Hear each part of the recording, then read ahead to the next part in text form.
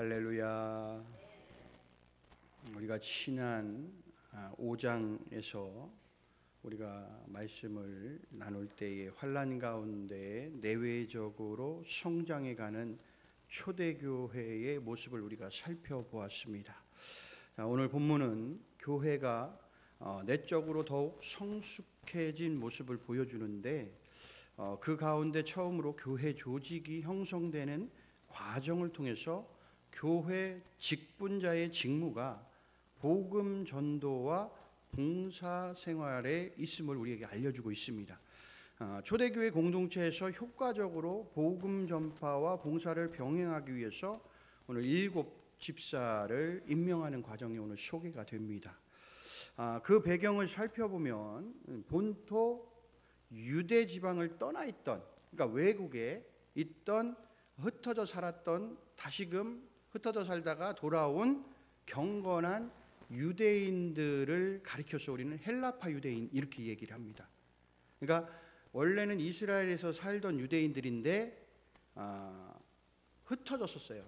핍박 때문에 흩어져 있던 이들이 다시금 이스라엘로 돌아온 거죠. 예루살렘으로 돌아온 그들을 경건한 유대인들인데 그들이 헬라파 유대인이다라고 이렇게 이야기를 합니다.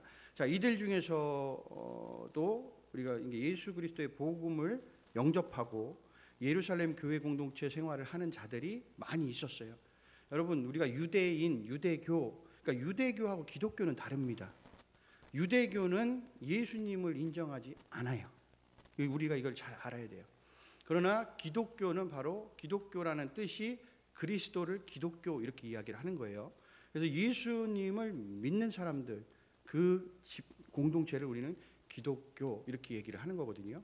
그래서 이 흩어져 있던 유대인들, 이 경건한 유대인들이 돌아와서 유대교로 남아있던 사람들도 있지만 예수님을 영접해서 예수님을 믿었던 사람들도 있었다라는 거예요. 그래서 그들을 헬라파 유대인이라고 얘기를 했습니다. 자, 그런데 이 헬라파 유대인들 중에는 교회의 구제, 이 구제의 생활을 의존할 수밖에 없는 과부들이 많았대요. 그 당시에.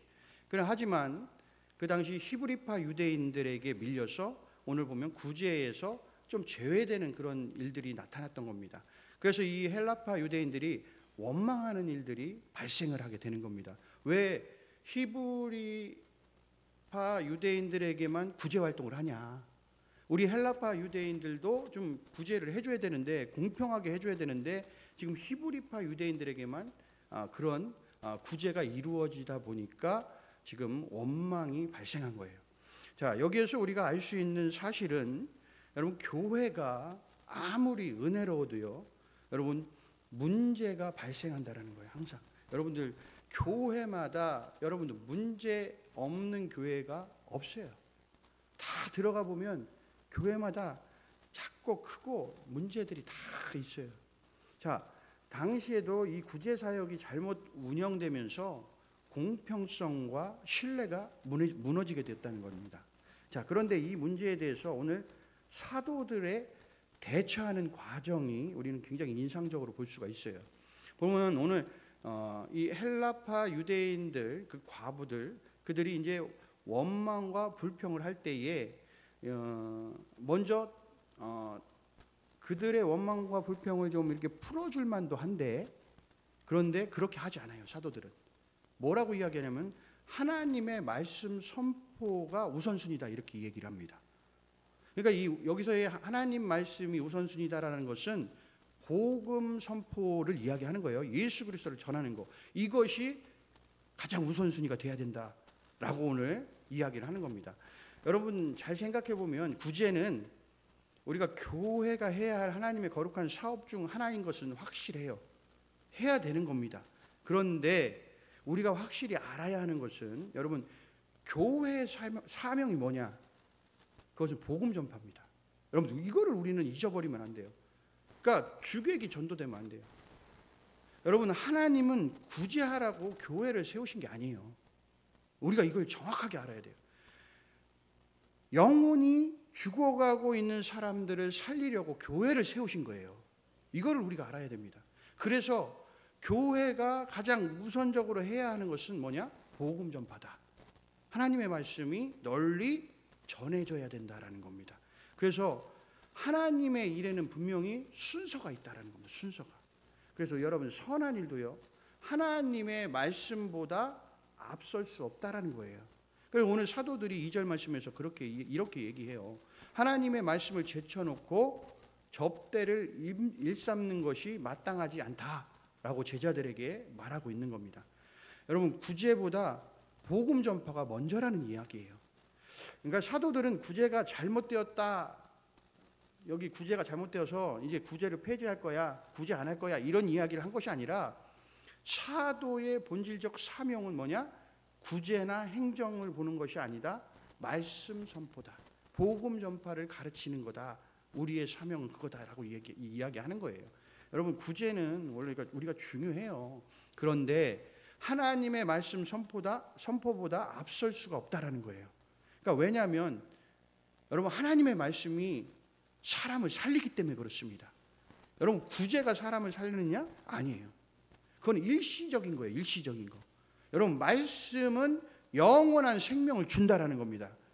구제가 중심이 되면 교회는요, 그냥 단지 뭘로 전락하게 되냐면 복지단체하고 똑같은 거예요. 사회복지단체하고 똑같은 겁니다. 그런데 여러분들 말씀이 중심이 되면 교회는 복음 공동체가 세워지는 겁니다. 여러분 그것을 통해서 생명들을 살려나가는 거예요.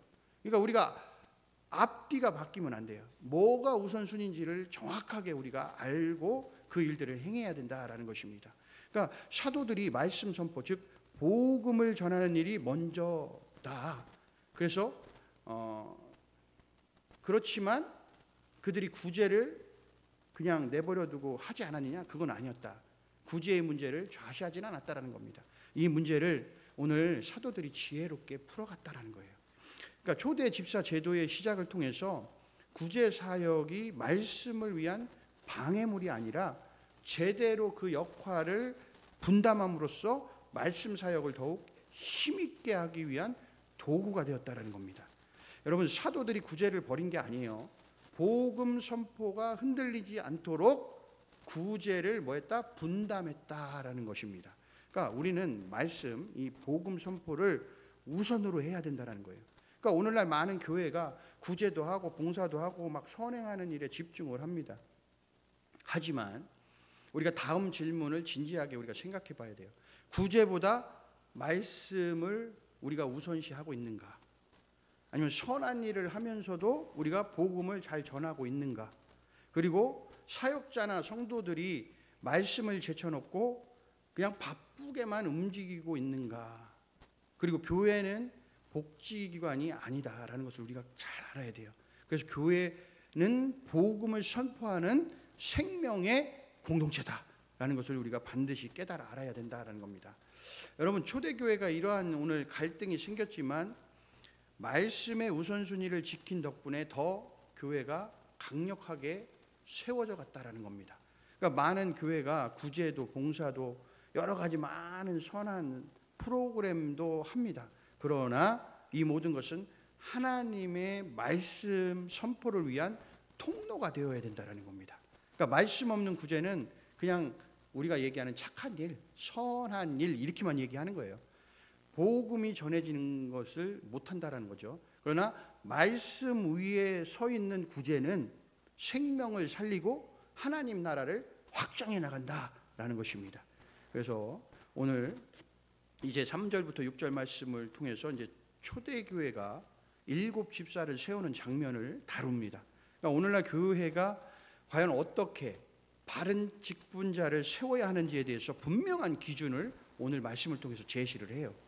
여러분 교회는 그리스도의 몸이죠. 그죠? 교회의 머리는 누구시라고요? 바로 예수 그리스도가 교회의 머리시죠.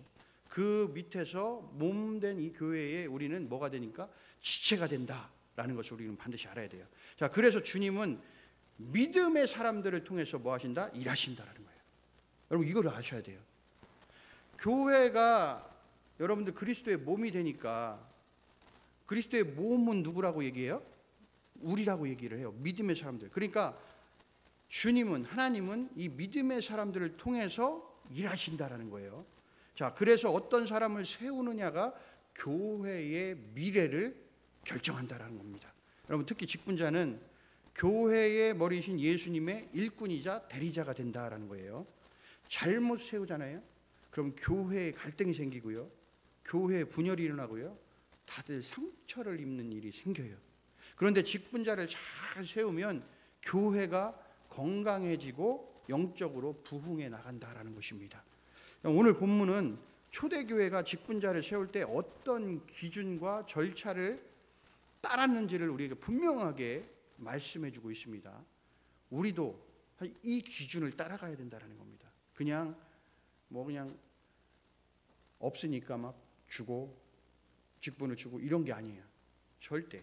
여러분, 오늘 초대교회가 어떻게 직분자를 세우는지, 그 기준이 어땠는지, 어떤 절차를 따라서 세웠는지 우리에게 말씀해 줍니다. 여러분, 초대교회는요 계속 급속하게 성장해 나갔어요. 믿는 사람의 수가 계속 늘어난 겁니다. 그러면서 이제 구제사역을 해야 되는데 이 구제사역도 점점점 커져 나가니까 사도들이 그 일을 다 감당할 수가 없었던 겁니다. 그래서 사도들은 이야기해요. 우리는 기도하는 일과 말씀을 전하는 일에 전념할 테니까 구제는 이제 직분자들에게 맡기자라고 결정을 하게 되는 거예요. 사실 일꾼이 필요했어요. 사람들이 많아지니까, 사도들이 모든 것을 감당할 수가 없으니까. 근데 아무나 세우지 않았다라는 겁니다. 하나님 앞에, 그리고 공동체 앞에 인정받는 사람만 세웠다라는 거예요. 여러분, 좋은 직분자의 세 가지 기준을 보면 오늘 말씀 속에서 이렇게 이야기해요. 첫 번째, 성령이 충만한 사람. 여러분, 이게 첫 번째 기준입니다. 단순히 그냥 일을 잘하는 사람이 아니라 하나님의 영에 민감한 사람이어야 된다. 성령 하나님의 인도하심을 따르면서 영적 분별력과 순종의 사람이 되어야 된다. 그리고 교회 직분자는 성령 하나님이 주인이 되시는 그러한 사람이어야 한다라는 것을 우리에게 말씀하고 있는 겁니다. 두 번째는 뭐라고 이야기하냐? 지혜가 충만한 사람이어야 된다. 여러분, 지혜라는 것은 단순한 어떤 지식을 이야기하는 게 아닙니다. 성경에서 이 지혜는 하나님을 뭐하는 거다? 경외하는 것을 이야기하는 거예요. 그래서 하나님의 뜻에 따라서 상황을 잘 판단하는 능력을 가진 사람, 그 사람이 지혜로운 사람. 그래서 하나님의 뜻이 뭔지를 잘 아는 거예요. 그 사람은, 왜냐하면 하나님을 경외하게 되면 그 사람은 하나님의 뜻을 잘 분별할 수 있는 영적 판단력을 갖게 돼 있다라는 겁니다. 그래서 여러분, 교회의 일은 단순한 어떤 행정적인 것이 아니에요. 사람을 다루기도 하고 또 문제를 중재해야 되기도 하고 영혼을 돌보는 일이다라는 거예요. 그래서 감정이 앞서거나 자기 주장을 내세우는 사람은 절대로 직분자로 적합하지 않다라고 오늘 이야기하는 겁니다. 여러분, 세 번째는 뭐냐? 칭찬받는 사람이어야 된다. 칭찬받는 사람. 여러분, 교회 안팎에서 인격적으로 인정받는 사람이어야 된다. 가정에서나 직장에서나 교회에서나 또는 일터에서 여러분, 모범된 삶의 흔적을 지니고 살아가는 사람이어야 된다. 그래서 여러분, 직분은 어떤 상이나 명예가 아니에요. 여러분, 섬김의 자리이기 때문에 여러분, 그 자리는 굉장히 귀한 자리입니다. 자, 그러면 여러분, 좋은 직분자를 세우는 방법이 있어요. 그것은 두 가지로 우리가 볼 수가 있는데, 첫 번째는 뭐냐? 모든 이 공동체, 믿음의 공동체가 기쁨으로 동의해야 된다는 거예요. 온 무리가 이 말을 듣고 뭐했다? 기뻐했다. 이렇게 얘기하죠. 오늘 성경 말씀에서, 본문에서. 이 말은 공동체 전체가 그 기준에 동의를 했다라는 거예요. 어떤 사람? 성령에 충만한 사람, 지혜로운 사람, 그리고 칭찬받는 사람. 이 사람들을 뽑아놓았더니 모두가 뭐예요? 믿음의 공동체가 동의했다. 이 사람들은 직분자로 세워도 돼라고 다들 기쁨으로 동의했다라는 겁니다. 선택된 사람들에게도 신뢰가 있었음을 우리에게 보여주고 있다라는 겁니다. 여러분, 좋은 직분자는요, 사람들이 기뻐할 만한 인격과 신앙을 갖춘 사람이다라는 것이에요. 자, 두 번째는 뭐냐? 기도와 안수로 세웠다라는 겁니다. 여러분, 기도와 안수로. 그러니까 오늘 보면 사도들이 기도하고 그들에게 안수했다. 그러니까 직분을 맡긴다라는 것은 단순히 이를 위임하는 게 아니에요. 하나님의 이름으로 그 책임을 부여한다라는 겁니다. 그래서 반드시 기도와 안수, 즉 영적 위탁의 절차가 필요하다라는 겁니다. 오늘날 교회에서 여러분 기도 없이 직분을 맡기면 굉장히 위험해요. 이거 보면 가끔 그런 거 있어요. 제가 한 가지 여러분들에게 여쭤볼게요. 여러분들 담임 목사를 청빙할 때 얼마나 기도하셨어요? 대답이 없으세요. 요즘에 교회들이 그냥 일주일 만에, 어떨 때는 한 달 만에 막 뽑아요. 담임 목회자를. 그런데 여러분들 기도하지 않고 담임 목회자를 뽑는다? 여러분, 그거는 제가 볼 때는 절차가 잘못됐어요. 정말 온 성도들이 함께 기도해야 되고, 정말 영적으로 올바른 지도자가 올 수 있도록 그렇게 기도해야 돼요. 여러분, 그냥 이력서 펼치고 여러분 그거 보고선 이건 박사 했네, 어디 학교 어디 학교 나왔네, 학력 보고 어느 누구 목사님 아들이래. 여러분, 그런 거 보고 만약에 뽑는다고 생각하면 저 같은 아무런 백도 없고 능력도 없고 학력도 별로 남들에게 내세울 것도 없고 이런 목사들은요, 사실은 갈 자리가 없어요. 갈 자리가. 그렇다고 해서 여러분들 그런 학력적으로나 스펙이 좀 딸린다고 해서 그 목사들이 영적으로 그 사람들 다른 그런 고스펙의 목사님들보다 영적으로 뒤처지느냐? 절대 그렇지 않아요. 여러분, 이거를 그래서 우리는 모든 믿음의 공동체가 항상 누군가를 세울 때는 목회자를 세우거나 때로는 직분자를 세우거나 여러분들 기도해야 된다는 겁니다. 그래서 기도함을 통해서 하나님이 반드시 거기에 개입이 되셔야 되는 거예요. 우리가 인간의 생각으로 하면 결국 그 일들이 어떤 순간이 되면 잘못 다 어긋나게 되어 있다는 거예요. 그래서 하나님이 하셔야 된다는 겁니다. 한 가지 더 말씀을 드려보면 그런 거예요. 나라의 대통령을 세우는 일도, 왕을 세우는 일도 우리가 생각해 보면 하나님이 하신다라고 생각하시잖아요. 하나님이 계획하신 일에 세우는 일도 있지만 우리가 잘 알아야 되는 게 사람들의 손에 의해서 세워지는 일도 있다라는 겁니다. 이걸 잘 하셔야 돼요.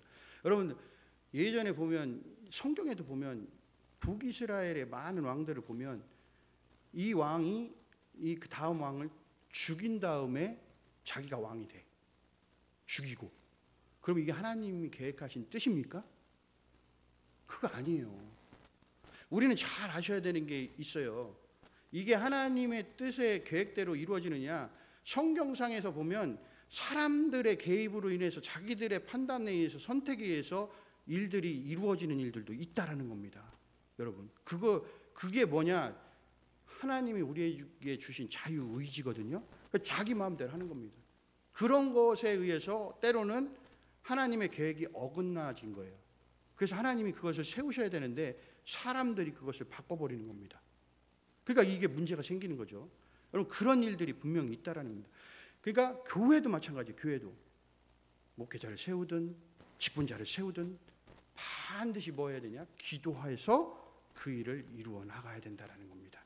여러분, 이것을 우리가 꼭 깨달아 알아야 된다. 그래서 여러분, 이렇게 기도하면서 세우게 되면, 직분자를 세우면 교회는 더욱더 여러분들 하나님 중심이 되고 말씀 중심이 되고 성령 중심의 공동체가 된다라는 것입니다. 여러분, 이것을 우리가 반드시 깨달아 알아야 된다.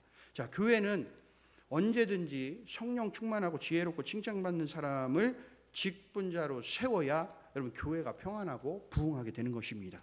그리고 교회는 직분자를 세우기 전에 반드시 기도해야 되고 세운 후에도 계속 함께 기도하고 격려하며 나아가야 된다라는 것을 우리가 잊지 말아야 돼요. 직분자는 여러분 단순한 명예직이 아닙니다. 직분자는 섬기는 사람이에요. 여러분 직분은 권력이 아니라 무거운 책임입니다. 그래서 예수님도 말씀하셨죠. 내가 온 것은 섬김을 받으려 함이 아니라 도리어 섬기려 이 땅에 왔다라는 거예요. 그러니까 예수님이 그래서 우리가 이야기하는 섬김의 왕이 누구냐? 예수 그리스도 이렇게 이야기하는 겁니다. 그래서 우리는 예수님을 닮은 자들이 되려면 우리들도 섬기는 자들이 돼야 된다라는 것을 우리에게 말씀하고 있는 겁니다. 여러분 좋은 직분자는 그리스도의 성품을 닮아 묵묵히 헌신하고 공동체를 위해 기도하고 늘 공동체를 믿음으로 세우는 영적 기둥의 역할을 감당해야 된다라는 것입니다. 여러분 이러한 직분자가 많아지게 되면 어떻게 된다? 오늘 7절 말씀에서 이야기하시죠. 하나님의 말씀이 점점 왕성하여 예루살렘에 있는 제자의 수가 더 힘이 많아지고 허다한 제사장의 무리도 이 도에 복종한다라고 말씀하고 있습니다. 여러분 하나님의 말씀이 점점 왕성해집니다. 그리고 구원을 얻는 자들이 점점 많아지게 됩니다. 그리고 절대 안 믿을 것 같은 사람이 믿음에 동참하는 역사가 나타난다라는 것을 오늘 이야기하고 있는 겁니다. 여러분 우리는 하나님이 원하시는 좋은 영적인 직분자가 되어야 할 줄로 믿습니다. 여기 앉아 계신 분들 이렇게 다 대부분이 다 은퇴하셨잖아요. 은퇴하신 분이 반 이상이 넘어가시잖아요. 또 우리 교회에서도 반 이상이 다 그렇고 나 은퇴했으니까 이제 끝이야. 이거 아닙니다. 마지막까지 이 직분은 언제까지? 하나님이 부르시는 그 순간까지 여러분 그 직분은 내가 사명을 다해서 지켜나가야 되는 겁니다. 여러분 꼭 그렇게 돼야 교회는 그것을 통해서 여러분들 우리 속담의 격언에 있잖아요. 뭐라고요? 윗물이 맑아야 아랫물이 맑다. 우리 은퇴하셨어도 내가 그 직분을 잘 아름답게 사명을 지켜나가게 되면 여러분들 그 밑에서 따라오는 사람들도 여러분들 그 다음에 직분을 받은 믿음의 우리 후배들도 어떻게 됩니까? 똑같이 저렇게 하는 거구나. 내가 열심히 해야 되겠구나. 야 은퇴하셨는데도 저렇게 열심히 잘 사명감으로 직분을 감당하시는구나 라는 것을 바라보면서 우리가 모든 성도들이 다 모든 자신의 주어진 사명에 최선을 다하게 되고 섬김의 자리에서 늘 그 일들을 감당해 나갈 때 여러분 교회가 날마다 웃음이 끊이지 않고 늘 교회가 영적으로 부흥하게 되는 그런 놀라운 은혜가 나타나게 될 줄로 믿습니다. 그래서 우리는 그냥 나 한 사람은 이제 나는 이제 힘없으니까 빠져야지. 아니에요. 힘없으시면 그냥 기도하시면 돼요. 기도하는 일에 막 저 열심으로 하시면 됩니다. 여러분 내가 육적으로 힘이 없어서 막 봉사활동 뭐 이런 거 와서 막 하는 거는 어려워도 그래도 기도는 할 수 있으시잖아요. 그럼 기도하는 일에 내가 최선을 다하시면 돼요. 그것이 마지막까지 해야 할 사명이다라는 것을 꼭 아시고 또 힘이 있는 분들은 그 힘이 다할 때까지 오늘 최선을 다해서 하나님의 귀한 아름다운 하나님의 나라를 만들어가는 일 위에 귀하게 쓰임 받기를 주님의 이름으로 간절히 소원합니다.